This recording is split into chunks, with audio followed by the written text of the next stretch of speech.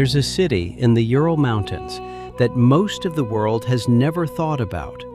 Over 1 million people living beside one of the largest oil refineries in Russia. And this year, that refinery caught fire, not by accident. Today, I'm taking you inside Perm, a city the world is suddenly watching, whether it wants to be or not.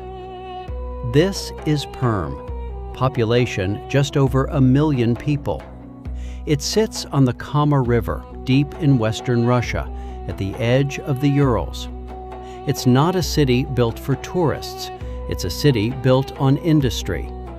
Oil, machinery, defense manufacturing. Walk along the embankment and you'll see families, art galleries, ordinary life. But look past the skyline and you'll see the smokestacks that actually run this place. On April 29, 2026, that changed.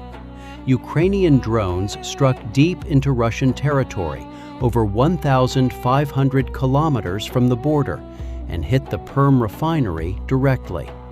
Storage tanks caught fire. The blazes burned for days.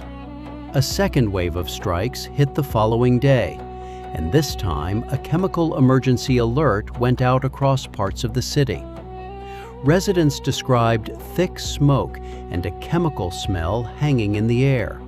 Officials scrambled to control the message, first sounding the alarm, then calling it just a test. Workers sheltered in place while emergency crews fought fires at one of the deepest strikes of the entire war. This wasn't random.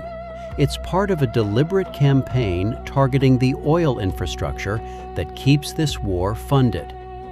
And here's what's strange. Life didn't stop.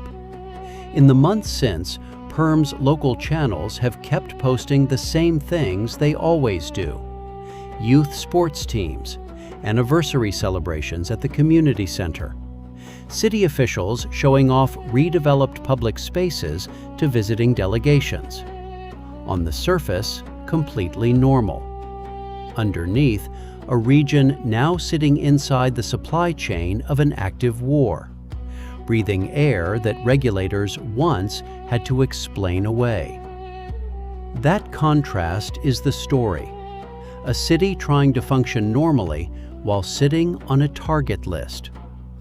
Perm isn't a frontline city. It was never supposed to be part of this war. But 1,500 kilometers of distance didn't protect it. And that's exactly what makes this moment different. When a refinery this far from the fighting can still burn for days, it tells you something about how far this conflict now reaches. That's Perm, right now a city of 1 million people caught between ordinary life and a war that found its way to their doorstep. If you want me to go deeper into the other cities being hit this same way, hit subscribe. This story isn't over.